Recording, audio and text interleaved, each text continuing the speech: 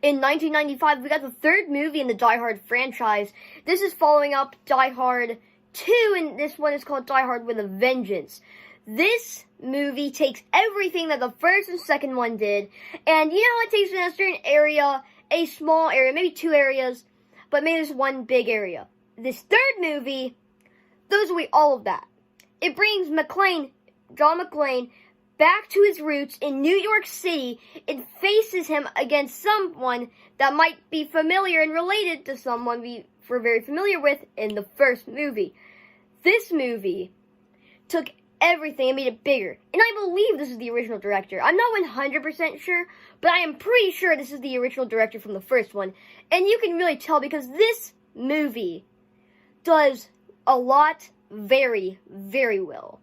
It takes a lot of the charm that the first one had, it took it into this one, and like a sequel should do, it brings it onto a bigger scale for a bigger movie, bigger budget, a whole ton of stuff that culminate into all this. And the shaky cam was really good. You know how in a lot of movies, you'll have a shaky cam, and it'll kind of look like trash? This movie handles its shaky cam very well. So McClane is a police officer in New York City. You know, he's not doing too well. So he wants some Tylenol. And eventually there's this call that comes in and basically blackmails McClane, says, if you don't, his name is Simon, and he wants to play Simon Says to him, he's like, my name is Simon, and if you don't go to this certain area of New York City and do this certain thing, which I don't feel like describing, if you wear this thing that says a certain thing in a certain part of New York City, and you survive, then I won't blow up this certain area of New York City. So then he's like, oh crap, well, I guess I have to do this again. So then he just goes out there, Samuel L. Jackson sees him, and he's like, what? What is this fool doing? So he goes out there and he's like, bro, you're going to get yourself shot. And they escape. And this begins the dynamic of Samuel L. Jackson and Bruce Willis in this movie, which actually plays off of each other very well. Like extremely well. I'm surprised they didn't want to try bringing him back for any of the others. But they all were kind of trash after the third one. So they have to go through all of these different tests. So Simon, his last name is Gruber. This last name might sound familiar because Hans Gruber in the first movie, that was the villain in the first movie. The villain in this movie is the brother of the guy in the first movie, and he knows that McClane was the one that killed his brother in the first movie, so now in the third movie he's coming back for revenge, but also he's back in New York City to also get money. Yeah, there's just a lot of stuff happening all at once, and it is really, really, really cool. Alright, they go through these tests. They have to go through each of these riddles. Samuel Jackson's character is named Zeus, and he is very, very good at answering riddles.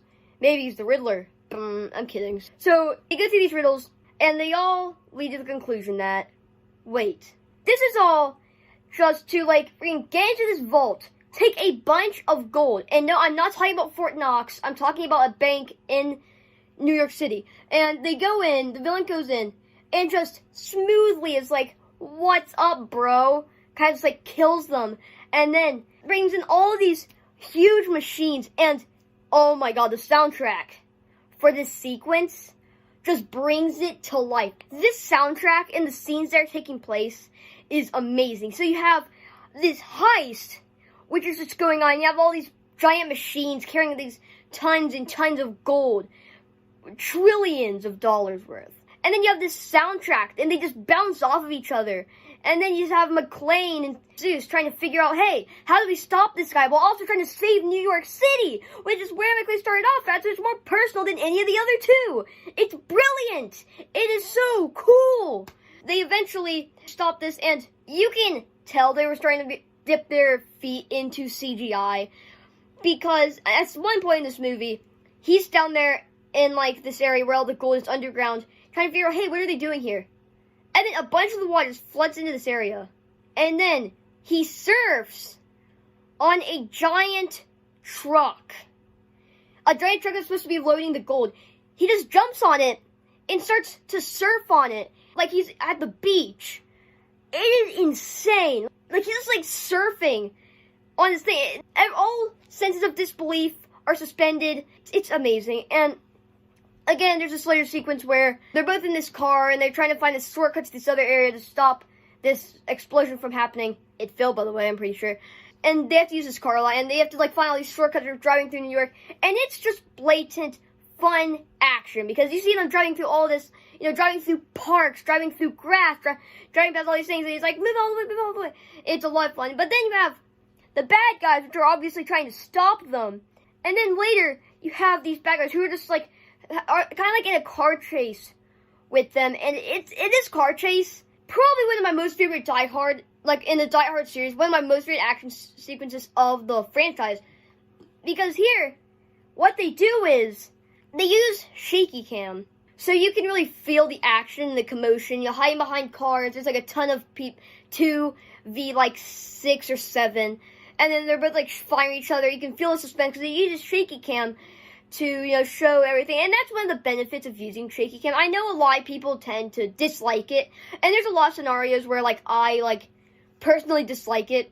I find it incredibly annoying sometimes. But here, it's actually used very well. And this is one of the examples of it's not always used to make this stuff look lazy. Sometimes it's used to real effect. And that's one of the examples here. Eventually, they get kidnapped onto this boat. And he's like, I know what you've done. We're going to blow up New York City and we will win. Ha ha ha ha. Big explosion. Boom boom. You know, all that stuff. So then they eventually go through this boat. Zeus and McClane have to go through this giant ship and stop this bomb from going off that would kill them and a ton of other people. So then they're fighting for not only their lives, and they're also fighting for New York, so there's tons of people. You can totally feel the suspense. But it's a really cool sequence. Definitely not one of my most favorite Die Hard climaxes. I think there's been better ones, but there's definitely been worse ones. Eventually, the villains are stopped. That's just me talking about this movie, and I really, really like this movie. It's in my top 3, and it is 5. So this is a really, really good sequel. Out of 10, I would give it a fair 7.5 out of 10. 7 out of 5 looks like the right place for this movie. Use a lot of nostalgia from the first one. That's not particularly a bad thing. I just wanted to talk about this movie because I really, really enjoy it. If you enjoyed this video or any of my other content, please consider subscribing. And I'll see you in the next one. Goodbye.